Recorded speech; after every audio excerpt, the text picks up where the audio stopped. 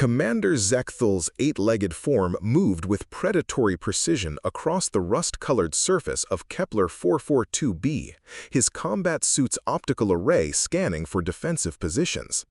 Behind him, 12 elite Kethvar warriors advanced in perfect formation, their plasma rifles humming with lethal energy. The intelligence reports had been devastatingly clear. Humanity possessed no energy shields, no particle beam weapons, no gravitational manipulators. They were a primitive species that had stumbled into space travel barely 2 centuries ago. Their largest settlements housed fewer than 10,000 individuals, scattered across 17 pathetic colonies. Thermal scans show 300 humans clustered in the central plaza, Krelvok reported, his voice crackling through the comm with typical hegemony efficiency. No defensive fortifications, no weapon signatures. Zechthel's mandibles clicked in satisfaction. Standard protocol: neutralize leadership, secure resources, process survivors for labor conscription. This backwater colony will fall within the hour. As they crested the final ridge overlooking New Hominy Colony, Zechthel expected to witness the familiar sight of terrified primitives scrambling for cover, clutching their crude projectile weapons in desperate futility. Instead, he found humans standing calmly in organized rows, holding what appeared to be modified atmospheric processing tubes. But these devices weren't emitting toxic gases or sonic disruptors. They were producing something far more bewildering: music. Organized sound waves pulsed through the thin atmosphere, creating harmonious frequencies that seemed to resonate through the ground itself. Children sat cross-legged at the front, their small faces bright with anticipation. Adults held instruments crafted from mining equipment and terraforming tools, their expressions serene despite the approaching alien death squad. "Sir," Krelvok's voice carried an unfamiliar tremor of confusion. "They're not even acknowledging our presence. They're just making coordinated noise patterns?" Zechthel's optical sensors flickered in disbelief.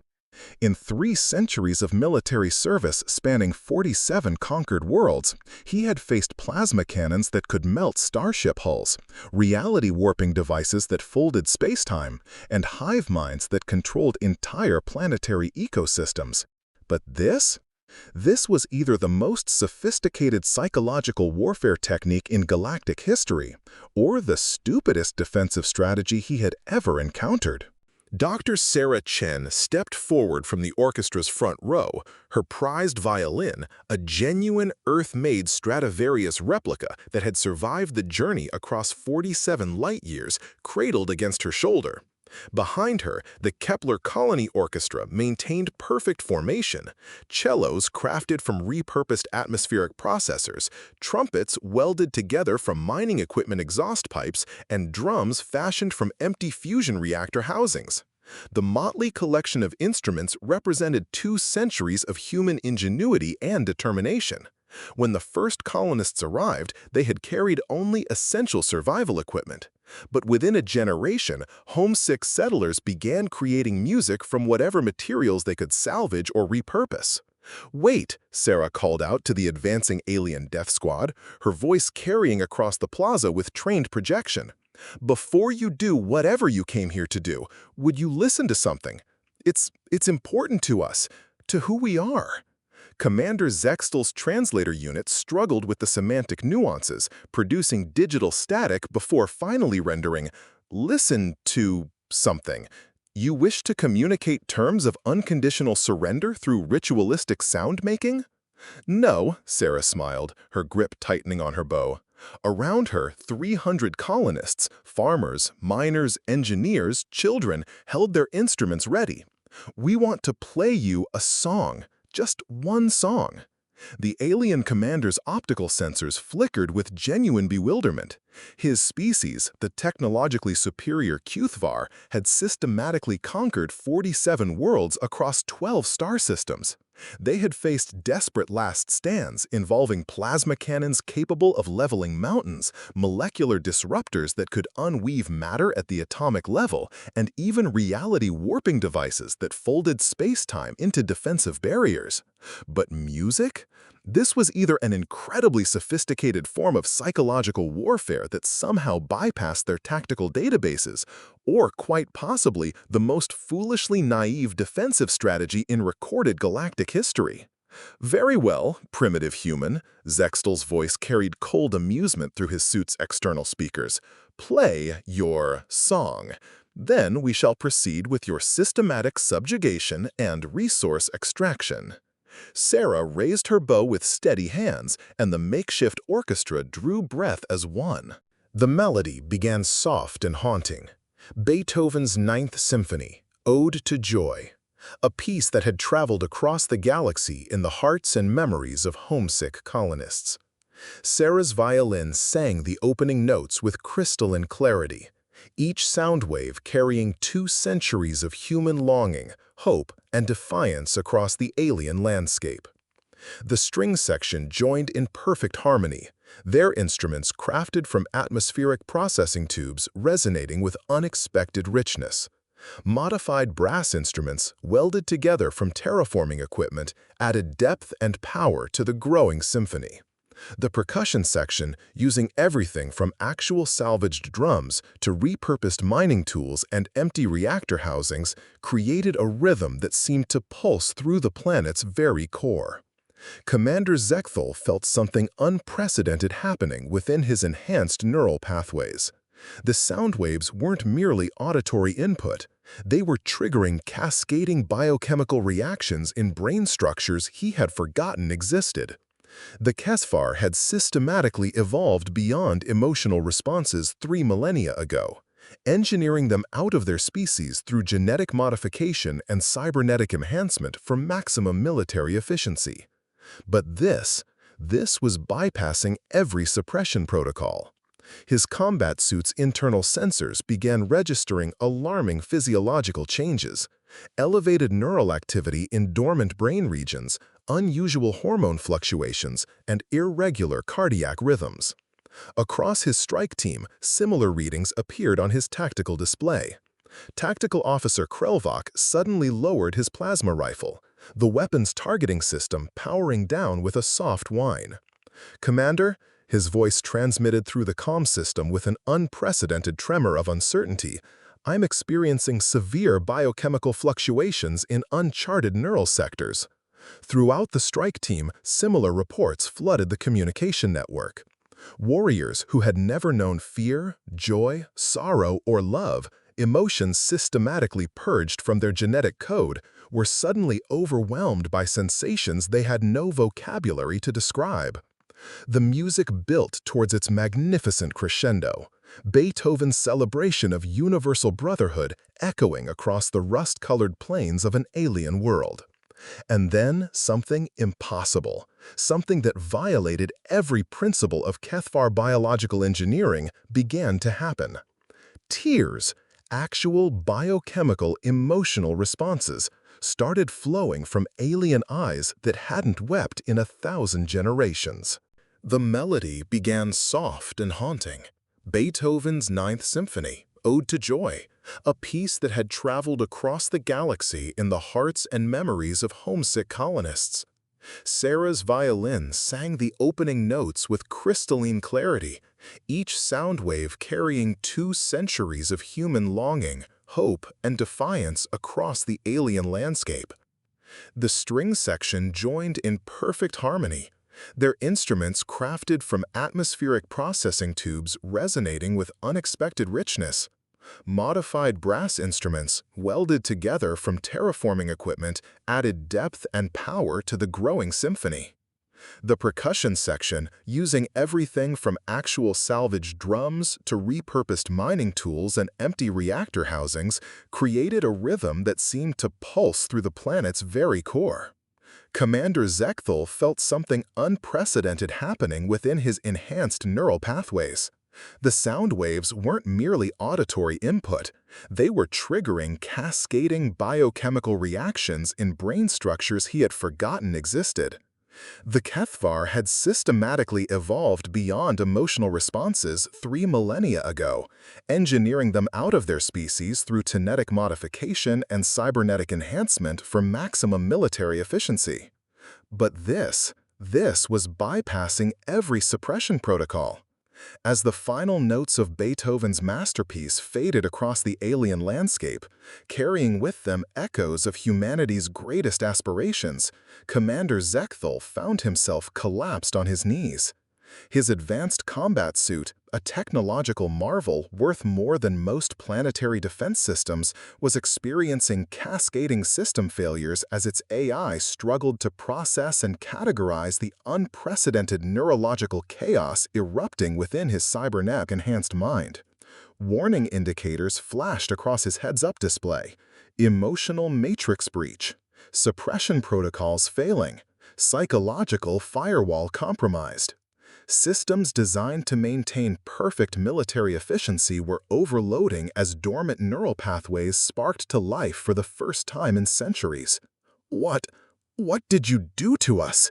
he managed to whisper, his voice cracking with unfamiliar vulnerability. Around him, his elite strike team, warriors who had never retreated from any battlefield, lay scattered across the plaza, overwhelmed by the intensity of rediscovered feelings. Dr. Sarah Chen lowered her violin with gentle reverence, her own eyes glistening with tears of profound understanding. Behind her, the makeshift orchestra maintained their positions, instruments still ready, faces filled with a mixture of triumph and compassion. "We played music, Commander," she said softly, her voice carrying the weight of revelation. "It's our most powerful weapon, though we never thought of it that way until this moment. We never intended it as a weapon at all." "Impossible!" Zechthel's voice fractured completely, his vocal processors struggling with emotional inflections they had never been programmed to handle. "We systematically engineered emotion out of our species millennia ago. We are perfect warriors, genetically optimized for combat efficiency, incapable of—" "Incapable of feeling?" Sarah interrupted with infinite gentleness. "But music doesn't create emotion from nothing, Commander. It awakens what was already there, buried deep in the neural pathways that evolution carved into every sentient species. You can suppress it, override it, even forget it exists, but you can never truly destroy it." Tactical Officer Krelvok stared at his 8-fingered hands in wonderment, watching tears, actual tears, fall onto his weapon. "I remember." His voice was barely a whisper. "I remember my offspring unit before the genetic modifications, before we became what we are now. She used to sing." Fleet Admiral Krenthex stood rigid before the holographic displays aboard the hegemony flagship Void's Edge, his crystalline carapace flickering with patterns of deep concern as he reviewed the most bewildering combat report in 4 centuries of galactic conquest. The transmission from the planetary surface defied every tactical protocol, every strategic framework the hegemony had developed across their systematic domination of 47 worlds.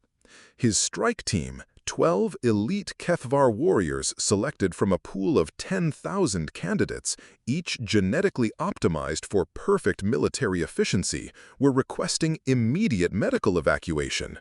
Not due to combat injuries, plasma burns, or even psychological warfare trauma, but due to what Commander Zechthel had classified as catastrophic emotional reconstruction syndrome. "Explain this phenomenon to me again, Commander." Admiral Krenthex's voice carried the cold authority of absolute military discipline as it crackled through the quantum communication array. "Use precise tactical terminology." "Sir," Zechthel's voice transmitted from the surface, distorted by what the communication officer identified as severe vocal pattern irregularities. "The humans have successfully weaponized joy. They deployed organized sound frequencies that systematically reactivated dormant neural pathways in our cybernetically enhanced cognitive architecture. My entire strike team is experiencing what our pre-modification ancestors apparently called feelings, and we are completely unable to function as effective combat units." The Admiral's silence stretched across the communication channel for 37 seconds, an eternity in military time. The concept was so fundamentally absurd, it challenged the basic principles of warfare itself. How could organized sound waves accomplish what plasma cannons, gravitational disruptors, and reality warping devices had failed to achieve? Sir, Commander Zechthel's voice continued with unprecedented vulnerability. I've ordered comprehensive reconnaissance of human settlements throughout this star system. Intelligence data suggests they all possess similar, musical capabilities. If we proceed with the standard invasion protocols, we risk exposing our entire fleet to this unprecedented form of psychological warfare. On the bridge of Void's Edge, Admiral Krenthex faced a tactical situation that had never appeared in any military academy simulation.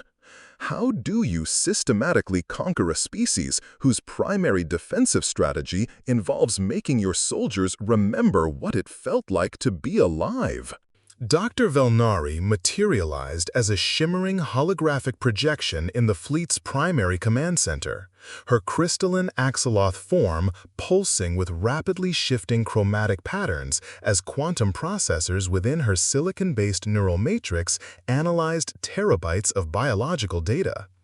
As the hegemony's chief xenobiologist, she had cataloged the genetic structures of over 300 sentient species across 12 galactic sectors.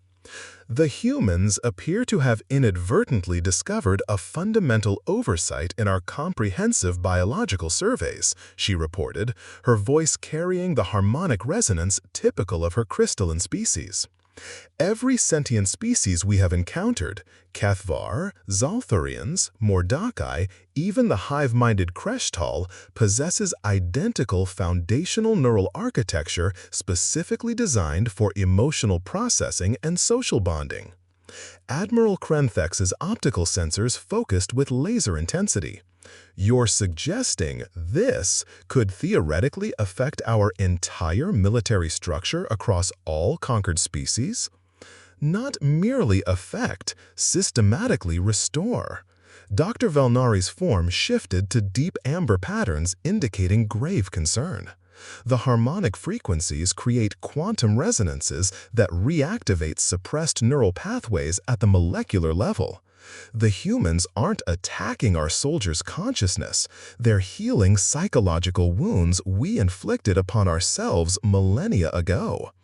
Meanwhile, on the planetary surface of Kepler 442b, Dr. Sarah Chen knelt beside Commander Zechthel in the colony's makeshift music therapy center. With infinite patience, she guided his 8-fingered hands across a simple flute crafted from repurposed mining equipment, teaching him to produce his first hesitant melody in over 3 centuries. "I remember music," he whispered, his voice breaking with rediscovered wonder as crude notes emerged from the improvised instrument. "From before the genetic modifications, before the cybernetic enhancements. My offspring unit, my daughter, used to sing lullabies during the sleep cycles." His tactical team had gathered around them, their advanced weapons forgotten and abandoned. Some were experiencing laughter, actual spontaneous joy, for the first time since childhood. Others sat in profound contemplation, processing emotions they had forgotten could exist within their engineered minds. "This changes everything," Tactical Officer Krelvok said softly, tears still flowing down his alien features. "How can we possibly continue the systematic conquest when we remember what we're methodically destroying, when we remember who we used to be?" Dr. Chen smiled with infinite compassion. "That's exactly the point, my friend. We're not trying to defeat you through superior firepower. We're trying to remind you who you used to be before you forgot how to feel." 3 months later, the galactic hegemony faced its first complete military surrender in over 4 centuries of systematic conquest, but not in any way their strategic war colleges had ever anticipated or prepared for.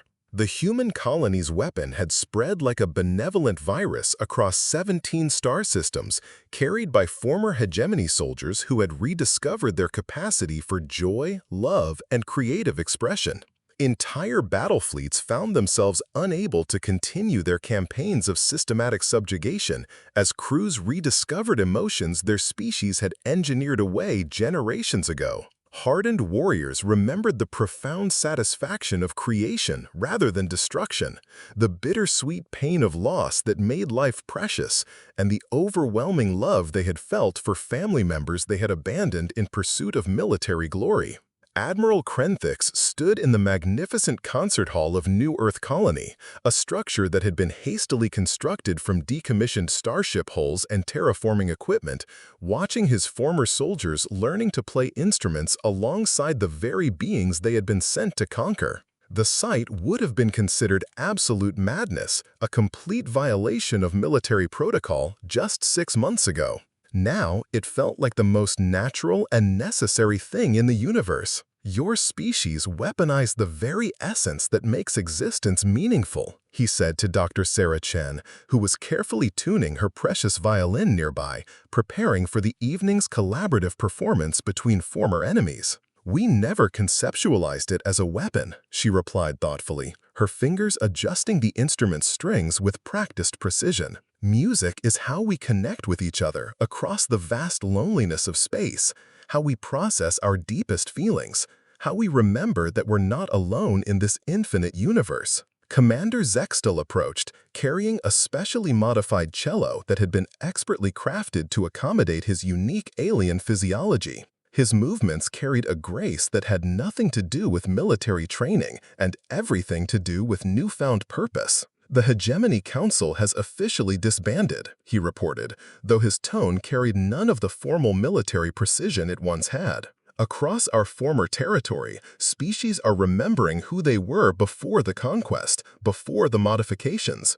They're creating their own music now, telling their own stories. Dr. Chen nodded with deep satisfaction. And what about you personally? What will you do with this new freedom? Zextal's mandibles clicked in what humans had learned represented his species' equivalent of a genuine smile. Learn to play with greater skill and emotional depth. My offspring unit, my daughter, is traveling here next month for our first reunion in over 3 centuries. I want to play her the lullaby you taught me, the one she used to sing before I forgot how to listen.